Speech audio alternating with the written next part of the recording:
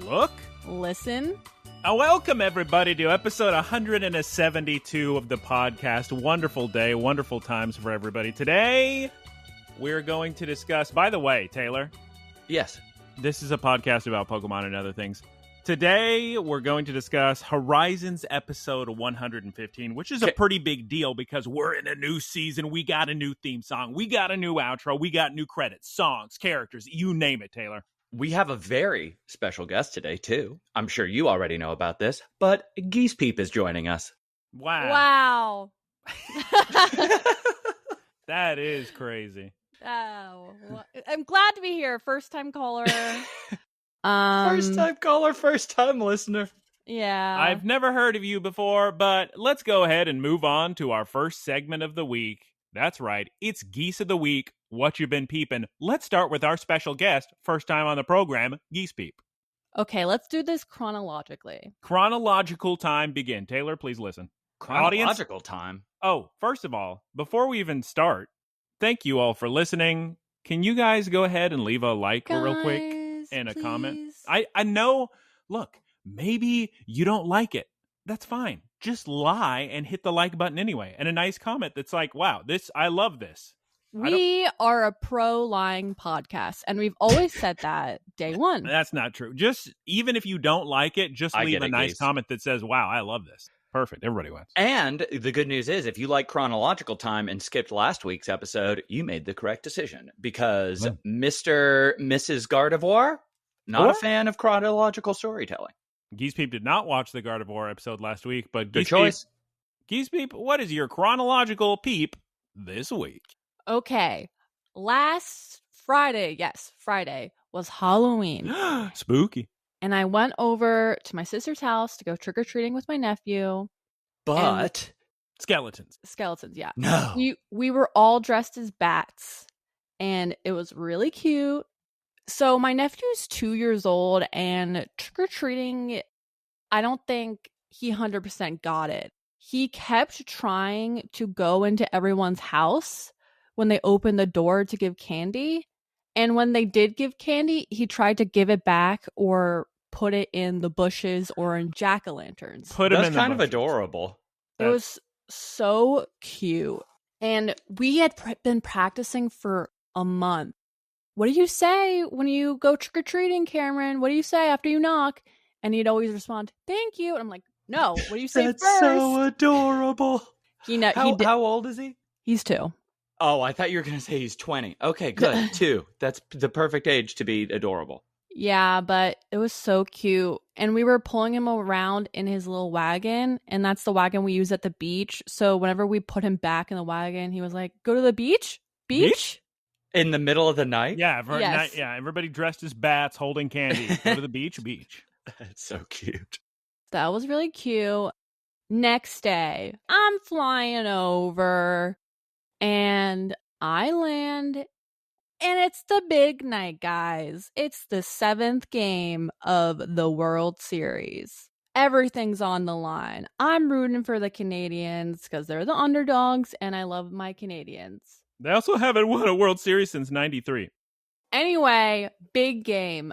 I'm full of anxiety. What an exciting game. It went into extra innings, and I was on the edge of my seat. Long story short, the Dodgers won. Wow, spoilers. Yeah, sorry, guys. Yeah, and Justin didn't get his parlay. No. But it was such an exciting game, and I was so anxious.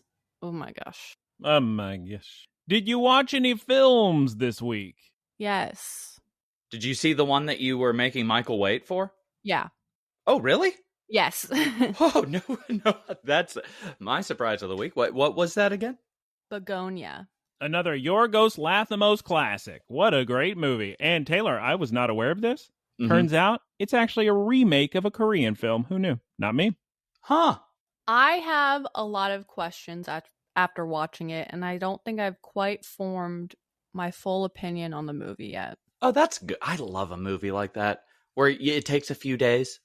I think it's a good movie. It was a good movie. I just have a lot of thoughts and feelings.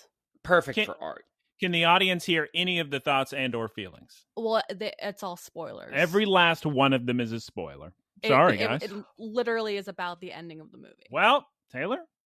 Just give some pronouns. Or wait, no. Give some adjectives and give no nouns or pronouns. Mm-hmm. Sick. Oh. Interesting. Oh. Acting good. Oh, Yep. what? There's a... Okay, that's fine. That's fine. Oh, that was a noun, but okay. I had a fun time with the movie. I recommend it. Yeah, I definitely would recommend it. I'm just thinking in hindsight, the fact that I'm thinking about it is a sign that it's a good movie. Well, here's the problem. Hindsight is 2020. So exactly, that's what they say. Geese Peep was saying maybe we should watch the original Korean film, compare and contrast. Come back to you. Maybe not next week, but maybe the week after. We'll see. It'd be sick. Could be sick. Could be. Very sick. I liked it. And then we went to the Cheesecake Factory. That's true. For a happy hour? No, Taylor. This is the first time I've been to a Cheesecake Factory, not at happy hour, in probably 10 years. So how did you do their financing, or did you just take out a personal loan? Oh, I used the credit card. Here's the thing, guys. Use a credit card. It's like free money. That's future Michael's problem. I don't have to pay for it now. You think I can afford Cheesecake Factory on my debit card, my bank account? Not going to happen. No, credit card. I'll pay it in 6 months or something. I was shocked. I hadn't been to a Cheesecake Factory in 10 years, probably. I was kind of shocked by that. Don't worry, you and everyone else in the country, Geese. Well, it's not just that. It's also the location. It's the height of popular tourist destination Los Angeles. It's going to be more expensive. But the food was good. I had a delicious chicken parm pizza style and a nice cold brew. And she enjoyed her pasta rigatoni, vodka espresso, spicy raviolis, whatever the heck. They were rigatoni. And the brown bread was good. So shouts out, everybody. That Taylor, brown bread's always good. It's always. And I kept getting butter. Yum, yum, yum. I played this week Vampire Survivors, Taylor. They introduced so much DLC. Free DLC, too, for Balatro. Very good. Wow. In addition to $1 giant Castlevania collection, which is funny, of course, because it just ripped off Castlevania. And rather than sue them, Castlevania or Konami just said, that's cool. Yeah, we'll give you all sorts of stuff. Here's all our characters you can do these things with. So they did they did Contra before, but now you can just play as all the Castlevania characters in Castlevania stages, and it's official, and it's fun, and it's cool, and I recommend everybody play it. Online co-op now, Taylor. Online. Trophies Nintendo. What? Lawyers of Nintendo. Nintendo lawsuit defenders. Take notes. This is Konami. Konami is not suing Vampire Survivors. They said, hey, this is a good thing. I sense an opportunity instead of, oh, this is a good thing. Time to strike it down before it takes flight. In Nintendo's defense, Nintendo relies on people buying their hardware in video games. All Konami has to do is sit back and count their money while people lose millions on their patchy slots and Castlevania slot machines in Las Vegas. So shout out to Pachinko. And health clubs, too. Konami health clubs. So all that very sick. Well, that's what I'm saying. If they're willing to be in the shady gambling business, just overt gambling, and they're doing this, it's probably a better business decision to cooperate. Yeah. Taylor, what's your geese of the week? What you've been peeping this week, please? I have been playing more and more and more Silksong. Oh. It is great. It is fantastic. It is significantly more difficult than Hollow Knight. So I'm actually curious if any of our listeners get into Metroidvanias. I'm sure some of them played Hollow Knight. That was such a big game. Silksong sold like hotcakes. I believe the term you're looking for is gangbusters. Gangbusters. But hotcakes. I feel so bad for all the people that just got on the hype train. Spent the it's $20. That's less than half of a quarter of a pizza at Cheesecake Factory. I know. But they bought Silksong and then started playing it, and they were like, why am I dying constantly? Metroidvanias, and I'm curious to see, one, what our listeners think, and two, what you two think. When you play a Metroidvania, do you like something really relaxing that you can just kind of explore and get to the environment, or do you like engaging like puzzles, bosses, combat, stuff like that? I do like exploration, but no, I do not. We've had this exact conversation before, but let's just take Bloodstained Ritual of the Night, for instance. What kind of goofy title is that? Oh, it's just Castlevania by the Castlevania guys, but they don't have the rights to Castlevania anymore, so they got to call it Bloodstained: A Ritual of the Night. From Konami. Nope, not for. If it was from Konami, it would be Castlevania.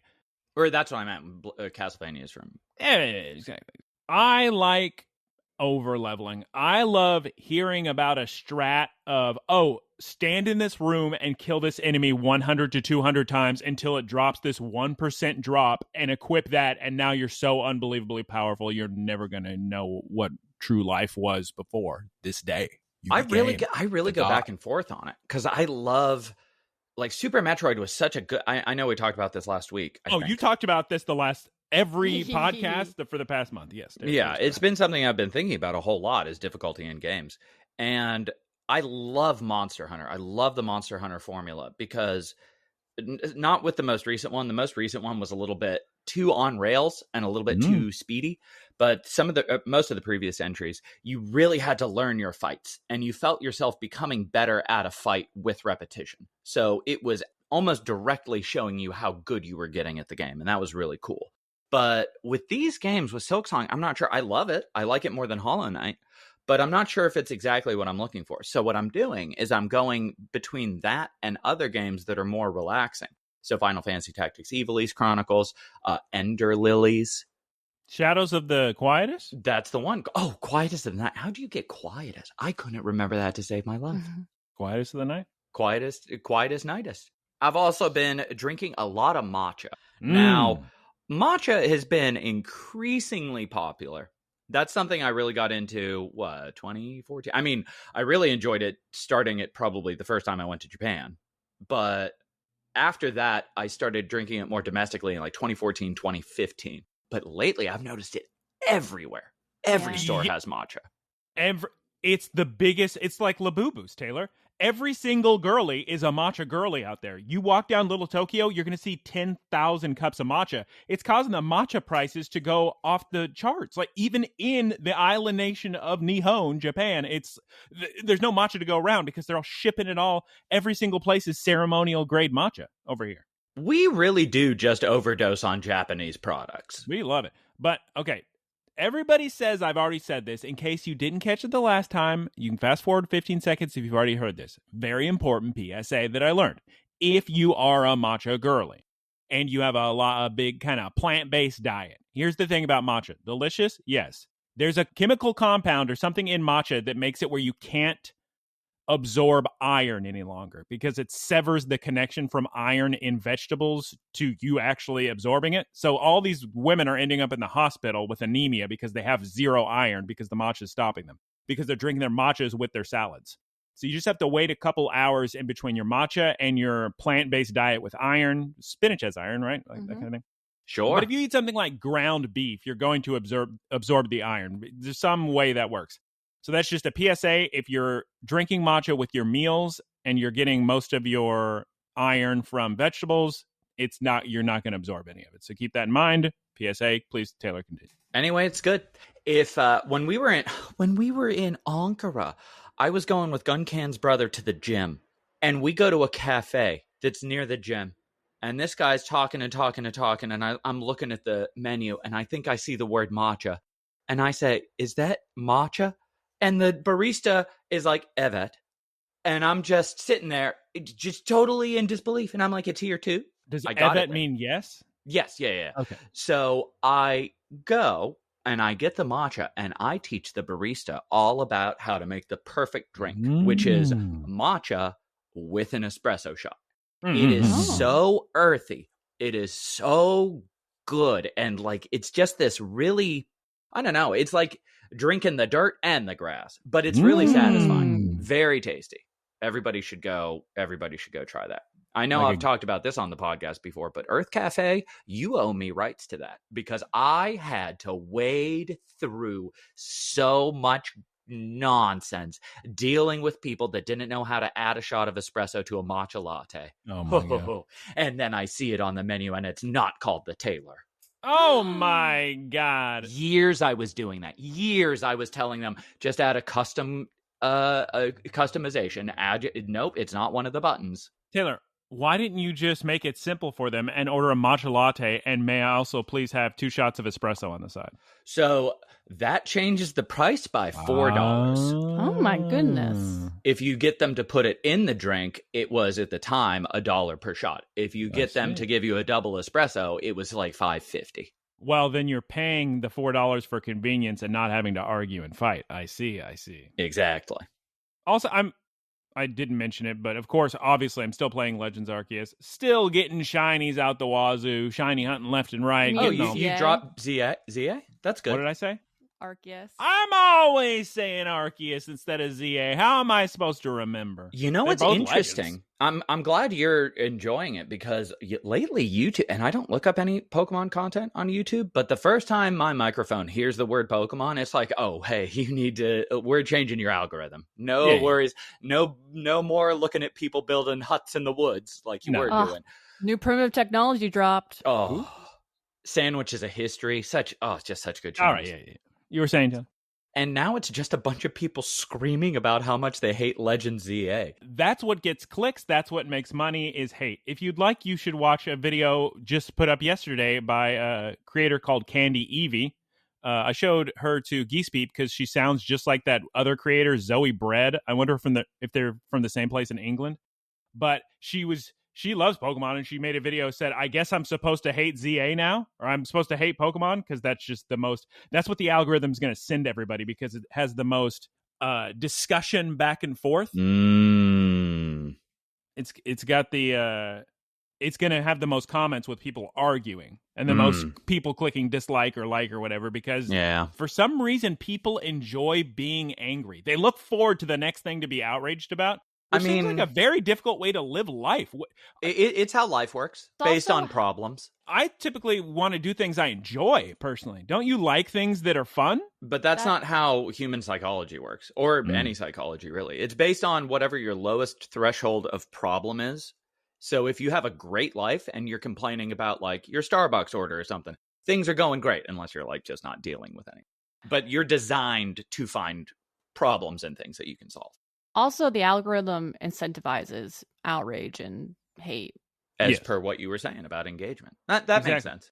Oh, but Taylor, were you going to say more about just that's all you see is those videos? Well, what I was really surprised by was that Donkey he made a video that was not very positive about it. And normally, Donkey will have a great time goofing. Here's the thing about Donkey.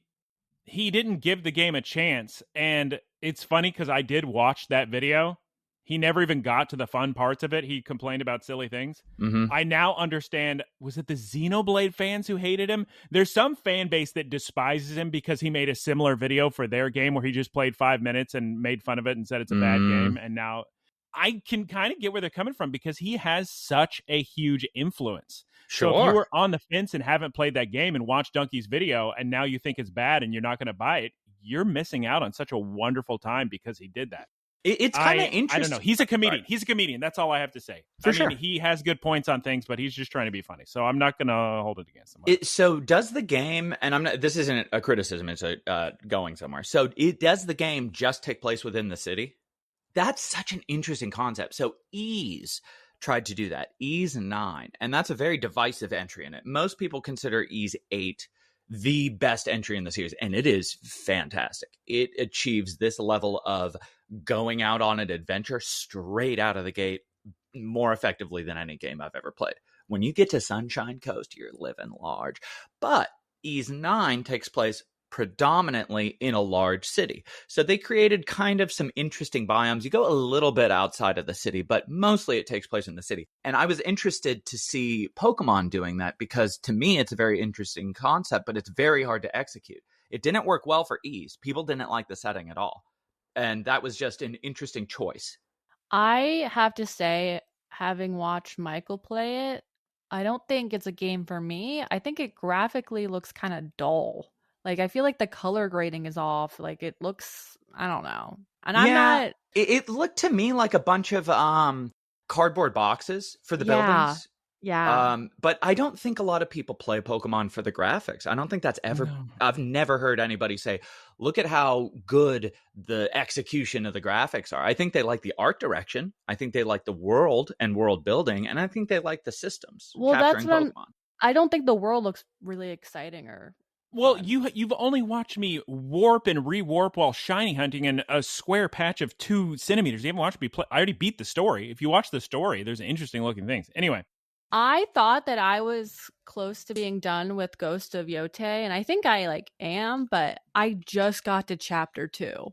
Wow. So I don't know how many chapters there are, but there are 2. Oh yeah, you know that? No, I have no idea. That's what I thought, Taylor. I thought with your hour count you were at the end. I think I am. I've done almost all the side quests, but I just started chapter 2, which goes into a new area. So I don't know Spoilers. You're always spoiling. I just said new area. I don't know how long that chapter is, but I'm enjoying it. It's time for Poké-news of the week. Okay, everybody say Poké-news of the week. Poké-news of the week. Sarah B reports it's been confirmed that attendees to the Latin America International Championships this month will be able to get a special medal in Pokemon Home featuring Mega Venusaur. I don't think too many people care about that, but maybe there are some. And in big, giant, exciting news, oh my goodness gracious, we didn't think they'd keep doing it, but they are. Even though Legend ZA has come out, we're still getting new 7-star Tera raids in Scarlet and Violet. That's right, the next 7-star Tera raid battle has been announced. It's Poison Tera type Hydreigon, November 7th through November 9th, and then again a week later from November 14th to November 16th. Looks like it may be difficult. I can't wait to catch it. Great Pokemon. Love Hydreigon. Good shiny, too. He's my boy. It is now time to discuss an episode of Pokemon. Can you please tell us, Taylor, what happened last time on Pokes? Previously on Pokemon. We learned the origin of Alt joining the crew. Not the origin of Roy hating Alt. Wait, didn't we learn the origin of that? Nope.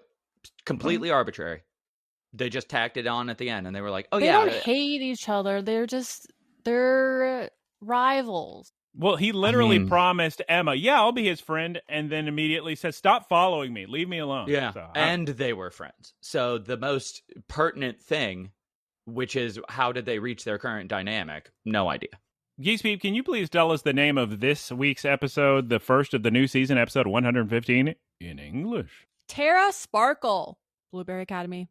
Or in Japanese, Tera, Kira, Buru Beri, Gakuen. I also would need a 1-sentence synopsis from you, Geese Peep. Double blueberry battle. Yum, yum, yum, yum. Who doesn't love blueberries? Who doesn't love them, Taylor? Destiny players. Wait, what? That's what they call new players, or blueberries. Blueberries. All right. Why? Because your number is blue, I think. We'll never know. Eh. We open the new season with a giant. We owe everything to the blueberries. Thank God for the hatchery. We open with the Blueberry Academy battle. We got Plusle and Minun using Swift. We got Samurott hitting them away with its sword. Sandslash swiping away with a slash with its claws. Who could be battling here in the oceans of Unova? Oh my God, I can't believe who is here. It's Anne, Liko's old roommate, Geese Peep. How'd she get here? Is it part of the uniform that they wear that one red glove? Sure. Yeah, I think so. I know they wear a blue suit. But the red glove sounds familiar. Yeah. It could also just be something that one trainer did, and everybody was like, "Oh, that's sick." Okay, well, yeah, but both Lucy and Anne were wearing Lacey. You mean Lucius? Yeah. Nope. Anne is battling Lacey. One of everybody's, I was going to say favorite character, but she's certainly a character in Blueberry Academy DLC, for the second DLC for the Indigo Disc for Scarlet and Violet. Drill Run, both of you, Samurott and Sandslash. Helping Hand, Minun, Grass Knot, Plusle. Ugh. Ew. Plusle. Ew. Grass Knot, Plusle. Oh, wow. The two little Pikachu clones tie Anne's Pokemon together. Wow. What are they going to do? Sandslash is going to rapid spin and get out of there. Oh, wow. Good work. Lacey, honestly, she's pretty impressed. Good job. To be honest. Samurott use Hydro Pump. Discharge.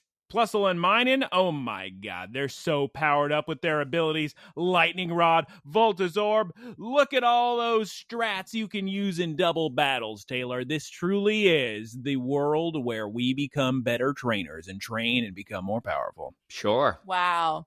Yep. Starting out strong with a battle. Meanwhile, Nemona and Cyrano are watching. Of course, Cyrano is the headmaster, the principal of Blueberry Academy. Colonel Sanders? Nah. Biggest nose in town. Whoa! Very important note, there is also a Toxicroak in the stands watching with the students of Blueberry Academy. Ooh. Foreshadowing. Now, here's the thing about this anime. The way they're doing... Lacey actually is fine. I pictured Lacey like that. But both Cyrano and Drayton, that's not how I pictured those characters at all. Their voices don't mix with my... What is the word you want to use? Headcanon? Or just how I pictured them? I guess that's a me problem. Not an anime problem, but... just I never even really think about that. In what? Like, I never think of characters' voices. People were talking about that whenever the Harry Potter movies were out. Saying, oh, this isn't how I pictured this character sounding, or this isn't how I pictured this character. I never developed any kind of a beyond book art concept of what characters looked or sounded like. They were always just names on a page to me. Don't know what that means. At this point, Cyrano reveals to Nemona that he saw Anne battling at Indigo Academy when he was traveling over there and invited her to join Blueberry Academy as a foreign exchange student since she showed so much promise. Very sick. Good job, Anne. I like Anne's little journey. Like, Me too. I don't know if that's happened outside of your typical rival characters, and I wouldn't call Anne a rival because there's no antagonistic sense there. There's plenty of friendly rivals in Pokemon. Oh, really? Okay. Honestly, only the first two games were you really against your rival. Like Hop and Sun and Moon, those two get along like peas and carrots. The first game, the kid was a jerk. Gary Oak, you know. Mm-hmm. The second game, your rival is an evil monster, son of Giovanni. Spoilers. Oh, wow. We cut to the brave Olivine. It's been so long since we've seen the adults, and I was so excited to see everyone, listen to all their conversations. But no, we just go straight to the kids in the bridge, arriving at Blueberry Academy in the ocean. They just drop the kids off and say bye. This spoiler alert, they really miss a lot of marks for me in this episode. The kids all say, wow, these guys at Blueberry Academy sure are great at battling. And Ult is very impressed with Blueberry Academy on the ocean. We cut to a theme song. It's a fun new theme song. I like the new theme song. I'm sorry, spoilers. Fritos is in the theme song, and he's in the credits, so everybody just better prepare themselves. But he's that cool, like he's a semi-filled in, semi-translucent image in the distance. He's not. That's a fabrication. We see all of the Blueberry characters in the intro. Fun little musical do-do-do-do-do at the end. And here's the thing. All these children, we're here at the Blueberry Academy. We got to talk to Briar. I'll ask a bunch of questions about Bagogo-chan, and more importantly, or less importantly, up to you, we got to train. We got to get stronger, guys. And Geese Pete, please go ahead. What do we see from the adults this week? They just drop them off. We get 1 second. Not even all the characters, just a couple of them. Waving goodbye. No dialogue. Why? Did they do a focus test? Did the Japanese children not like the adults? Probably not. They don't want to hear from them? I don't understand the pacing in any of these episodes. The things they choose to take time doing and the things they choose to glaze over are very beyond my comprehension. Well, anyway, Cyrano comes out to greet all the children. Thank God they're giving them rooms, because I know I was going to be worried about that, but Cyrano eases my worries. Well, if they didn't give him enough space, his nose would have hit the walls. Second time for that joke. You're welcome. Taylor. Oh, Cyrano to Bergerac joke you're making. Yeah. I get. Ult can't wait to train. And then Cyrano mentions, Clavel said that you guys were some good trainers, so I better watch out for you guys, am I right? Better keep an eye on you. And then Liko says, what'd you call him? because he gives him a little nickname. I forget what it is. It's like Clavelli or Selly or Velly. Yeah. And spoilers, Clavel's very embarrassed when Cyrano does that and says, please don't say that in front of the other students, for the love of God. I just hope we get Clive appearing in the show. Have we not? Saying. Totally separate character Clive. I just want him in the show. Has Clive not been in the anime? No, we've only seen Clavel. If you say so. But I don't know. All right, at this point, somebody's gonna have to explain this to me because I'm confused out of my mind. Here are the facts that I know.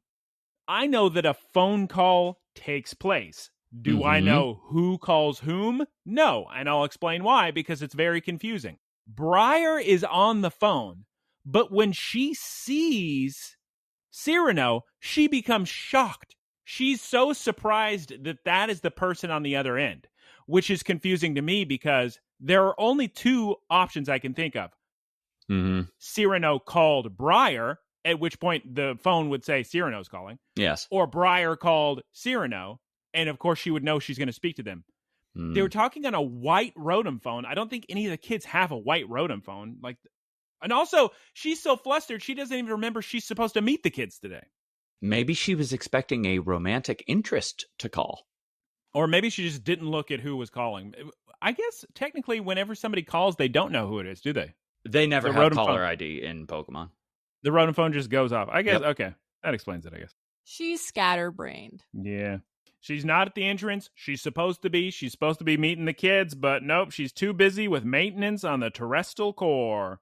I'll meet you tomorrow, guys. Dot then takes this opportunity to immediately ask, Principal Cyrano, why is the school in the middle of the ocean? And how does Cyrano react? Geese Peep? What a weird question. That's what you want to know? Yeah. He's in mine. It said, I think it was like, so that's how your mind works or something. Yeah. And Cyrano goes, but luckily Lacey shows up to answer because she's always answering questions and always giving tours. And she says something about seabed resources. Yeah, I don't know. And everybody says, okay. They're like a Wayland Yutani. Exactly. Plusle and Minen, by the way, very friendly to everyone. They're the greatest welcoming committee of all time. They're so friendly to visitors. We get some introductions all around. And Taylor, we reach your favorite part of any episode of Pokemon. Lacey calls Captain Pikachu cute. I don't even have anything to say about this. I'm just hoping they get it out of their systems early. They do it 2 times back to back. It has not been funny, and we're still doing it. Yep, he sneezes twice. And Cyrano says, Lacey, why'd you go show them around like you always do for everyone? And they have a back and forth, and they argue back and forth. Honestly, I'm on Lacey's side. It's his job. He's a principal. She's just a student and Elite Four member. Yeah. But she ends up saying, all right, I'll show him around. Sure. Oh, no. Alt, once again, nervous around a girl because I believe she gives him some sort of compliment or kindness, and he's freaking out. It's time to head down to the terrarium. Wow, guys, look at this. We got 4 separate biomes down here. We're in the middle of the ocean, but it looks like we're outside because we can look up into the sky, quote unquote sky, and wow, look at that. And we got Trapinch running around everywhere. A regular Waco Mundo for Bleach enjoyers.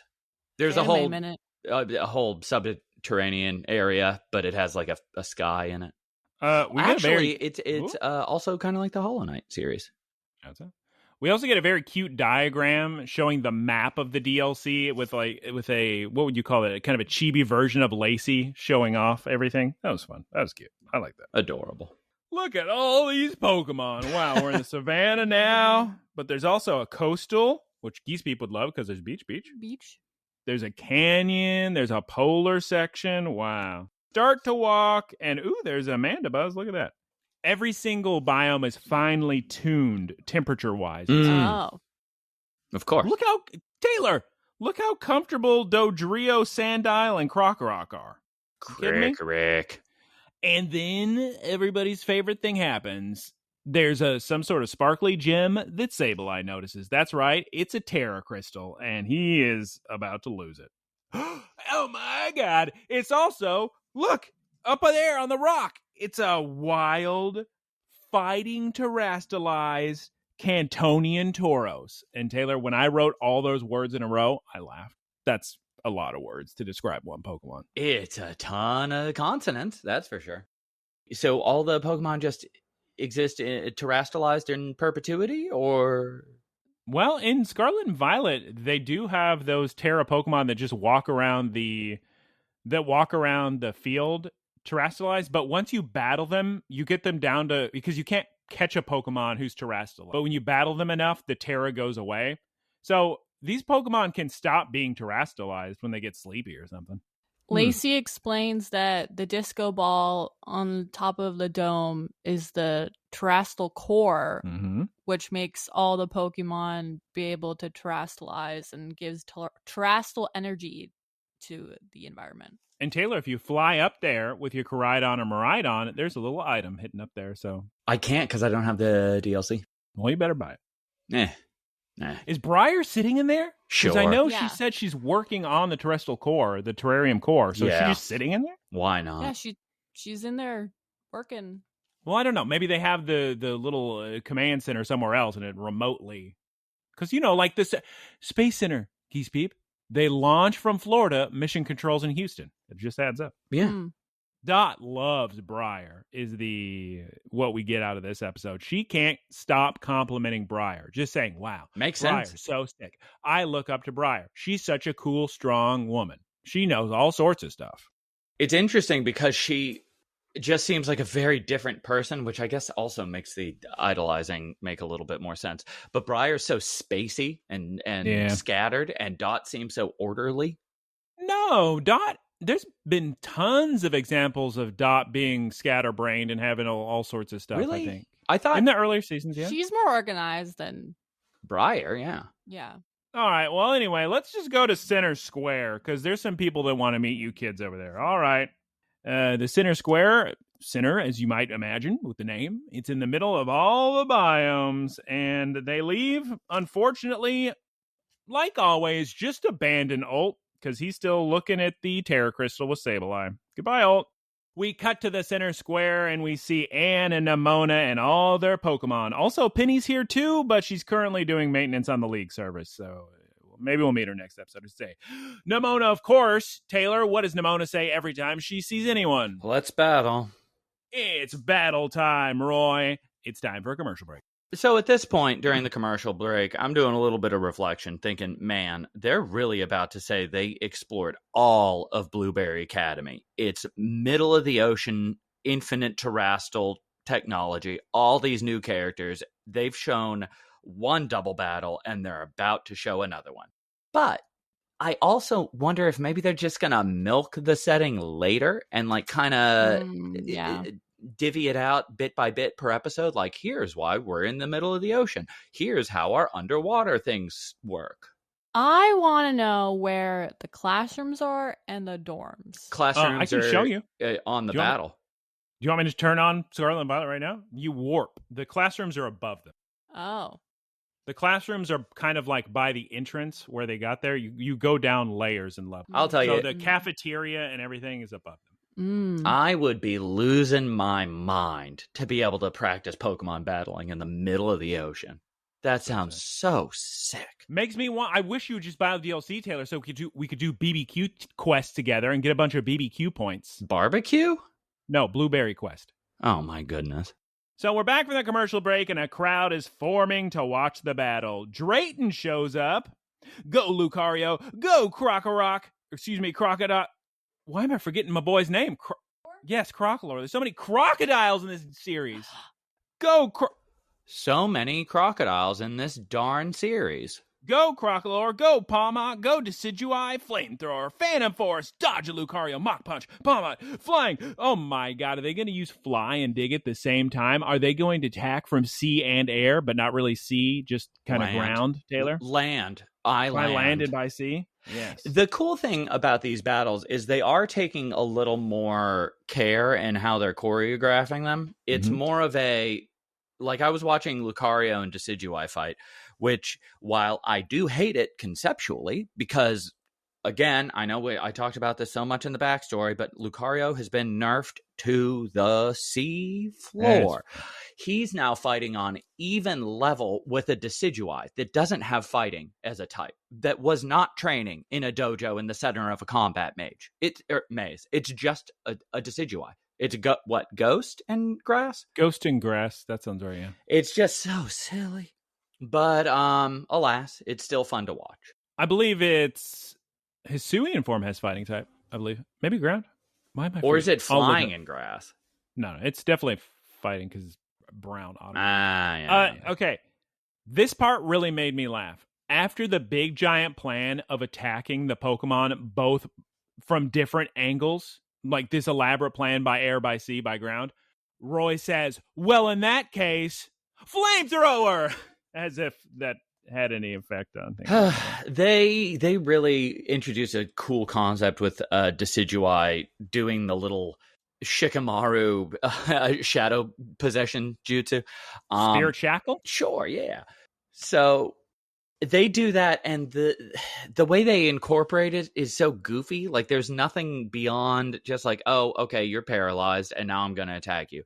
And the way Roy deals with it later is so silly.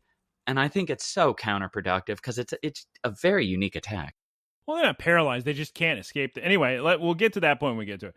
Flash Cannon Lucario, Leaf Blade, Metal Claw. Oh my God. Did you guys notice how Crocolore's egg on the top of his head starts to shake? Yeah, he's excited. He's pumped. I was hoping he was going to evolve. Well, you always. Oh, I'm glad he didn't evolve. I mean, to be honest with you, I like Skeledurge's design significantly more than Crocolore. Interesting. Well, yeah, it is sicker, but I don't know. It seems like less personality. Yeah. Roy, I got some bad news for you, buddy. Nemona, first of all this girl does is battle. She eats, sleeps, drinks, battles, wakes up, starts battling, and she's been studying double battles at this school, so she's going to be a tough customer, to be honest. Lucario, Taylor, is so fast, so maybe we still got a fighting shot here, maybe, perhaps. Lucario is so fast, he tricks Palmot into punching Decidueye. And now, Crocolore, it is sick. Now, Crocolore, I'm going to need you to use Stomping Tantrum, Metal Claw, Spirit Shackle, Decidueye. Oh my God, Lucario's trapped with the shackle. He can't move. He tries to hit Palmot's double shock attack with Metal Claw, but it's no use. Lucario is knocked out. And at this point, who finally shows up? Geese Peep? Oh, and he's mad because he wants to battle her. Yeah, and he says, and by the way, I was not lost. I was not lost. I knew where I was. Very funny. Thank you. I was just looking at crystals, as I'm wont to do, so nobody say anything. At this point, Nemona reveals that when Palmot used its double shock attack, it removed Palmot's electric typing. So, haha, Crocolore, try to use a ground type move on me now. Won't be as effective, will it? So Roy says, all right, Nemona, I believe there's only one thing we can do at this point. Rastalize. You too, Palmot. You go ahead and Terastalize your good old Palmot. Every time I see that Pokemon, I just say, why? He's fine. Yeah. Palmot, use an attack boost. Crocolore, use Flame Charge. Oh my God, another Spirit Shackle. And now Crocolore can't move, and he's pulling, and he's pulling. Can he escape the arrow, Taylor? No. That's not certainly true. Not in time. So this is what I was talking about earlier where it's effectively paralyzing them. It's because nobody does anything whenever their shadow is triggered. They don't. What I was hoping was that either Lucario was going to start using a counter, or Crocolore was going to do a sick bait, acting like he was really stuck, and then all of a sudden pull a bait and switch and turn the tables using his immobility as an advantage. But instead, it was just I can't run forward. Time to really try to run forward.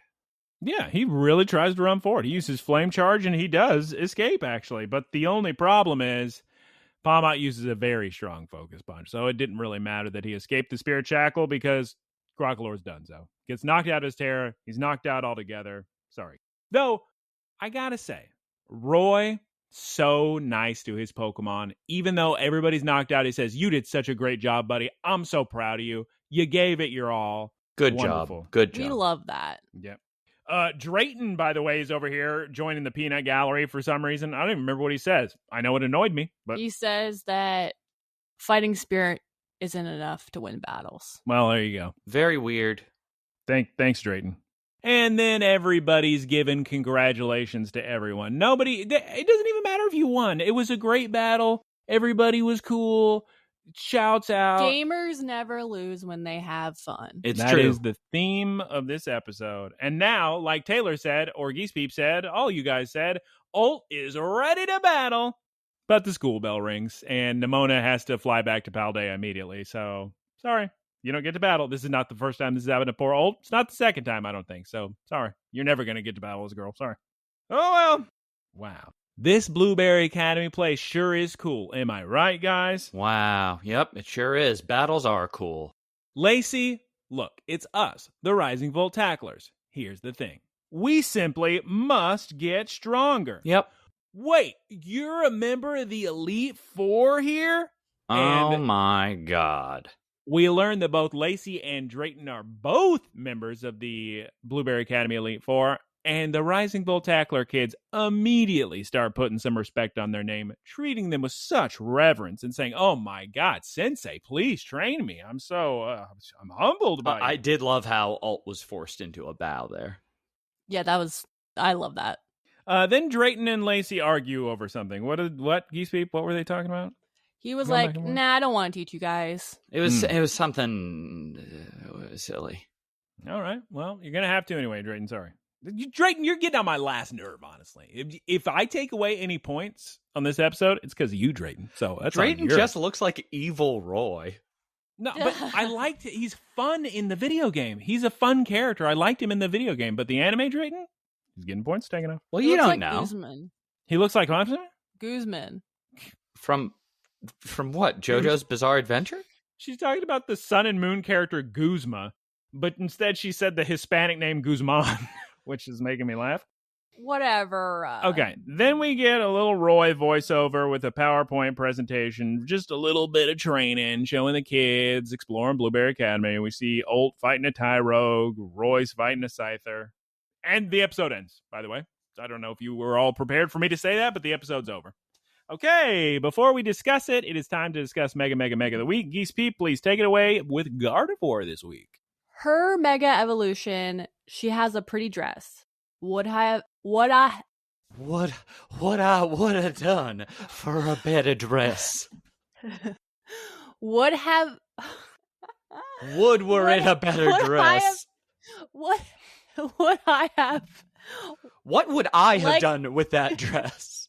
What I'm trying to say is I would like more color changes in the Mega Evolution. I like the Porky Pig nature of that. Just what I'm trying to say is, But she's cute. She's cute. And the animation is her and Nido Thing walking down the street in Lumio City, and a potted plant falls, and Gardevoir swoops up Nido Thing and saves her from the potted plant. and the potted plant falls, of course, because a Fletchling was trying to peck the berries out of it. Also, there's a Jigglypuff. Shouts out to And a Farfetch'd. Fletchling and Talonflame for both being incredibly prevalent in different metas in Pokemon Go. Little League for Fletchling, and both Great League and Ultra League for Talonflame. Wow, that's crazy. Okay, it's time to discuss this episode. So, in English. Oh, sorry. well, yeah, in English. We will be speaking in English this day. Okay, here's the problem we're facing. I was fine with this episode, whatever. Yeah. But as we discussed it, and you two brought up the negatives of the episode, my score is now lower than it would have been had I just closed my eyes and thought of a score before discussing it, is the issue. So, What sorry a to the nothing episode is what I have to say. Wow. Which is such a It's the season shame. opener. Yeah, I know. And if you're gonna Pokemon, if you are going to do anything, please make your season finales and your season openers good. Please. Yeah. Stop phoning it in and having your best episodes just a random 60% through the season side quest episode be the best thing in the world. It's so funny that you said phoning it in when that's literally the plot of the episode. Briar just phones in and says, "Oh, I can't see you guys. I'm busy. Oh, Penny can't see you. She's busy." Oh, jeez. These are rough days. These are rough days. They're not perfect days, I'll tell you that much. We learn a little bit about Blueberry Academy, and the people that we see battling are people we've already seen battling before. We've never seen Lacey battle, I don't think. Only her. Okay. There's too much battling this episode. I will agree. I thought the Shadow Sneak was pretty not Shadow Sneak, sorry. Shackle. The Spirit Shackle was pretty cool. But yeah, they just get knocked out real quick. Like there was no setup. There were such cool concepts, and they would even yell out the cool concepts that they had as far as opportunities go with double battles. But then at the end of the execution, it was just turning every fight into a 2-on-1. And the unfortunate thing is that's all we've seen in this show, because it's always the explorers ganging up on one of the twerps. It's not like double battles are new territory for us. Well, I do believe it's been a while since I played through the main story, but I do believe that is the rule of Blueberry Academy, that only double battles are allowed. So it is important to the plot that they do double battles. Right. But this is just off the top of my head, which is my favorite thing to do about these episodes. You could have had them go into Blueberry Academy. They're all nervous. They're freaking out. Students are all confident. Nemona's sitting there saying, "I've been studying double battles." They get up, and let's say it's Roy or Liko or Dot or even Alt at this point, and they go out and they're like, "Oh, I wonder what Blueberry Academy students are going to be like." And they throw out 2 Pokemon, and then one of our main characters says, "Wait, that's it? That's literally all we've been doing. We're fine." And then just immediately they get approval from the campus, and everybody's like, "Oh wow, you guys shouldn't be training with us students. You should be training with the Elite Four." And the Elite Four says, "Yep, you guys are turbo advanced." And they're like, "That's just because we have real world experience." Yeah, I would have liked that more. It's just, and they could have mentioned that it's the rules that they only do double battles. Like, they could have said that. I think they tried to make that clear, but they obviously didn't. Oh my god! Well, too many battles. You guys are right. Not boring. Enough happened. And I was so excited to meet all these characters. Me too. Cyrano, it's Drayton, Lacey. The setting is insane. And the only thing that I can do is hope that they just didn't want to cash in all their chips all at once at the beginning. And they're just going to, like I said, kind of titrate that lore as we go on. Talking about the deep sea research station and everything.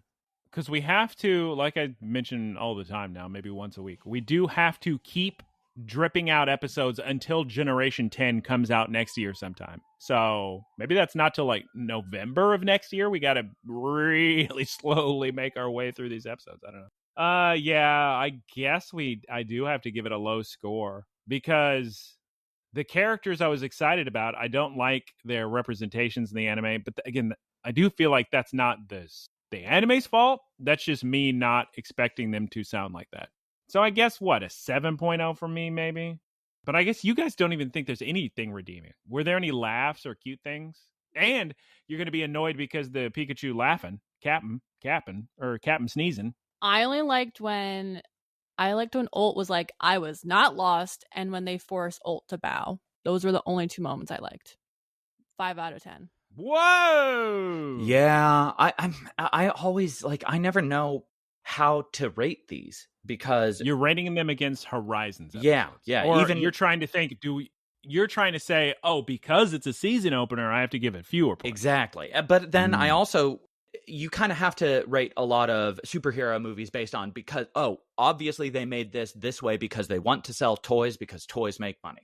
Like, that's superheroes and Star Wars. That's the name of the game. So Pokemon is trying to sell cards and the games, and they do a really good job of that. When I watch this, I'm like, oh, I want to explore Blueberry Academy. But it's great. They do such a poor job of making it interesting. And the wild thing is, there are so many incredibly fascinating things about this campus, and they just do nothing. They're just like, oh yeah, we're in the middle of the ocean. Oh, why would you ask about that? No, let's do a battle with your Lucario. Where Lucario uses hockey. Armament hockey. They only have 20 minutes to tell a quick thing they need to Which tell. Which is wild that they put 2 battles in that 20 minutes. Yeah, it's a lot of battles. That's too many battles. I'm gonna give it a. They did the bare minimum here. I'm gonna give it a 5.5. I think here is my bold prediction or assumption. I think the majority of people that watch this anime are children that only want to see battles. Yeah. And if there's not battles on the screen, they're asking, where's battles? And that's why they do so many battles. Yeah, I mean, that's what I was saying the past couple recordings was I have been trying to frame this as what I would have been like in a Dragon Ball episode, where I'm older now, so I appreciate the character dynamics. Like when we went and watched whatever the movie was, and Vegeta was yelling about his relationship with Bulma to Beerus, and the whole theater was erupting. Kids wouldn't care about that. Kids want to see who's going to use the bigger blast. Yeah, maybe. So I as a child did not like the battles either. Really? Were you like, oh, these are so boring? All right, well, that's our scores. Guess we didn't like it. Sorry. It's just a weak season opener. I still have hope because the setting is very interesting. The concepts are very interesting. Unfortunately, I think they dug themselves into a hole with the kids losing the first battle because they are you've been fighting so many explorers that use underhanded tactics. You should be more than ready to handle kids that have just been training against other kids. Well, okay, hold on. Like, you've been at war. You should be fine at laser tag. Nemona is a champion rank trainer. She's beaten all the Elite Four and champions. So it's not... it makes sense you would lose to Nemona. She's the best stronger. She's the best stronger in the worst. Yeah. She is the strongest trainer in the world. Which is why it would have been better if he had put up more of a fight then. Or they shouldn't have put Nemona as the first opponent out of the gate. I think they do that because you have to have somewhere to go from. If you're just immediately winning every battle, you don't have the growth. So I think they had to do it. I mean, they could have they could have had Liko fight against Anne and then show Liko and then Nemona steps in. And there you could have had your two battles. Or Plusle Girl steps in and says, okay, well, you've done this before, clearly, but have you dealt with somebody who has real synergy? So that shows how it's a step up from the Explorer. Like, there are too many different ways they could have gone than the very boring one that they chose. I didn't enjoy it either, but I can maybe understand why they made some of the decisions they did. Let's go ahead and move on to the wrap-up and hope next week's episode of Horizons is better. Thank you, everyone, for listening. You can find us at Look, Listen, Cast on Spotify, Apple Podcasts, and YouTube. Please like and comment so more people can find us. Also, thank you to Keith Squared for our artwork. You can find him at twitch.tv/Keith Squared. Shouts out Professor Ticklebits for the website and the boilerplate. That's twitch.tv/prof_ticklebits. Thank you, everybody, every single person for listening.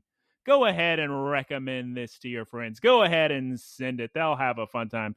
Maybe this maybe the episode of Pokemon wasn't the strongest, but there's other episodes that are good, right, guys? I mean, there are a ton. It's not. I mean, I hate to keep saying it, but just remember Tinkaton.